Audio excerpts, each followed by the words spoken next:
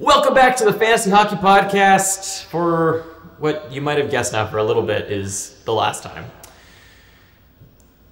We haven't been on socials and stuff in a while. You might have noticed, you might have thought this is coming or noticed it. The truth is that it's just gotten really, really busy in our lives in a good way.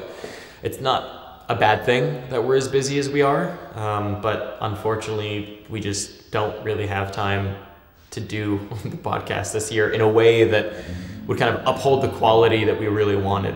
We've always prided ourselves on being able to do at least three shows a week, and really putting in a lot of time into research and everything. And right now, quite frankly, we just don't have the time. Brandon's my CEO and my boss now. He has no time. He's in meetings all the time. I know how busy he is.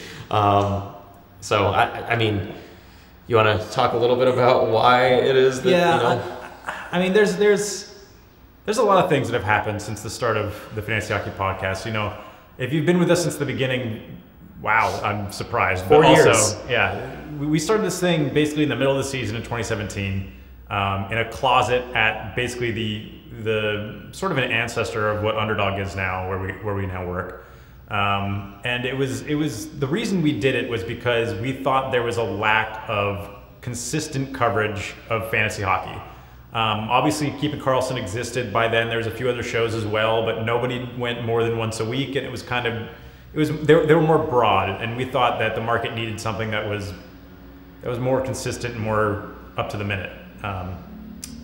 I think things have kind of caught up now. You know, Keeping Karlsson has plenty of their own shows that go multi times a week. We also have Five Hole doing a lot of great things. Even the NHL Fantasy on Ice podcast is more frequent than where podcasts were at the time that we started this. That said, I think there's a pretty clear line when the Fantasy Hockey Podcast kind of peaked as far as like what we were doing, and that was like towards the beginning of the 2019 or the beginning of the 2019-2020 season. Mm-hmm. At that point, we were still working at Draft, which, like I mentioned, is kind of an ancestor of Underdog in a way. A lot of us were from there. And we knew internally that Draft was being shut down. We basically didn't have jobs, but we were still sort of employed. So we spent all of our time on the podcast, and that's where we had things like Bust Watches. We had Bust Watch. We had like a lot of like sporadic one-off shows. We had a lot more live streams. We had a lot more production. Yeah. And we knew we set the bar high there. And then last year was fine, but we knew that towards the end of that, you know, time really started being an issue for both of us. Brandon has a kid now too, by the way. I have a kid. Underdog, you know, is doing very well. I mean, we're not going to sit here and chill Underdog. That's not really the point of this. No. But it is a massive time investment for us now, and it has to be our primary focus. We spent a lot of time, and that's why this took so long to come out, is we spent a lot of time trying to figure out what we're going to do here.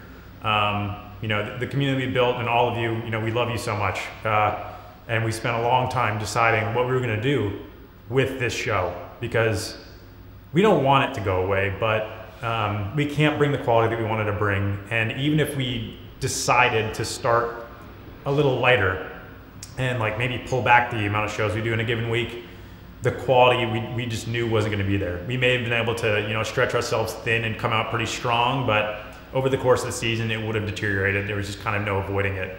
And honestly, it would have taken a mental toll, at least on me, most likely on both of us, just because there's so many things that we need to be focusing on right now, and to add one more major piece to it, it would have been too much. And that's kind of where we are. I can kick it back to you.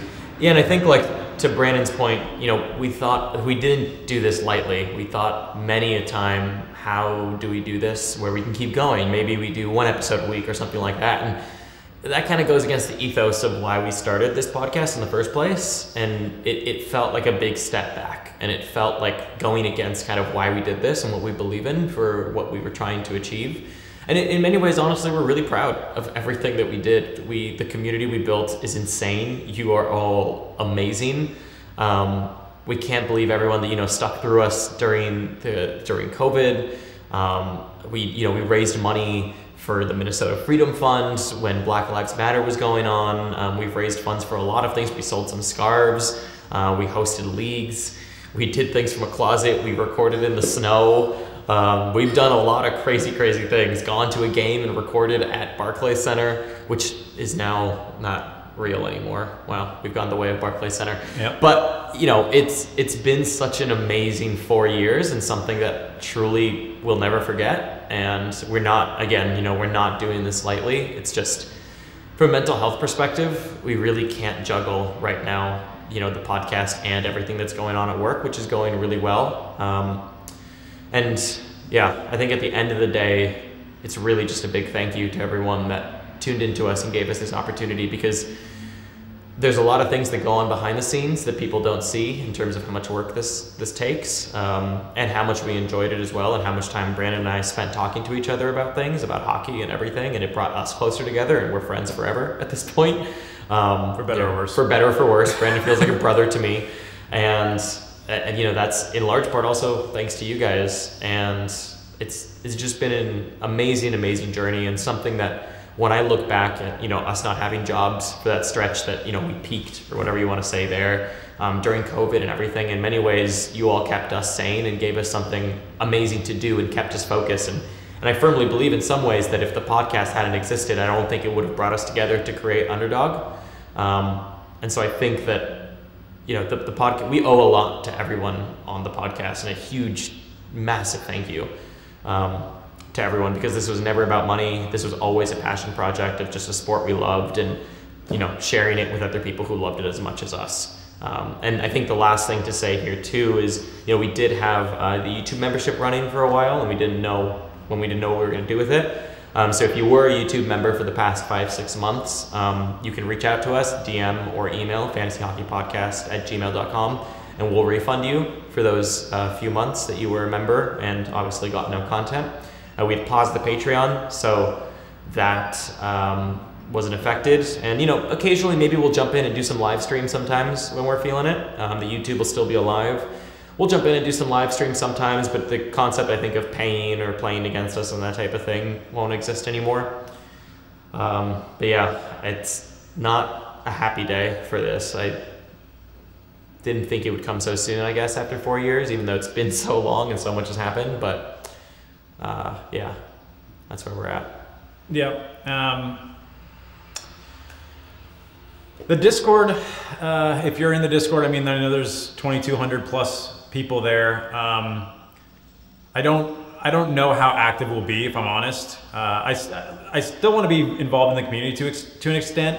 I assume we'll pop up on podcasts as guests here and there, but I will largely step back in general from managing the brand, I guess. One of the major things that was a positive and a negative for running the podcast was the amount of personal advice we were giving out, especially on Twitter.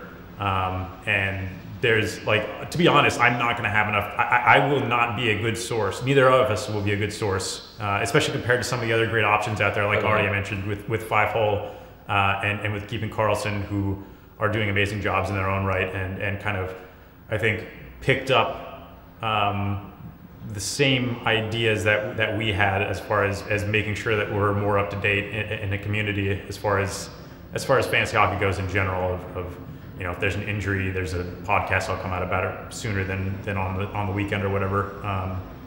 So I think that there's places to go.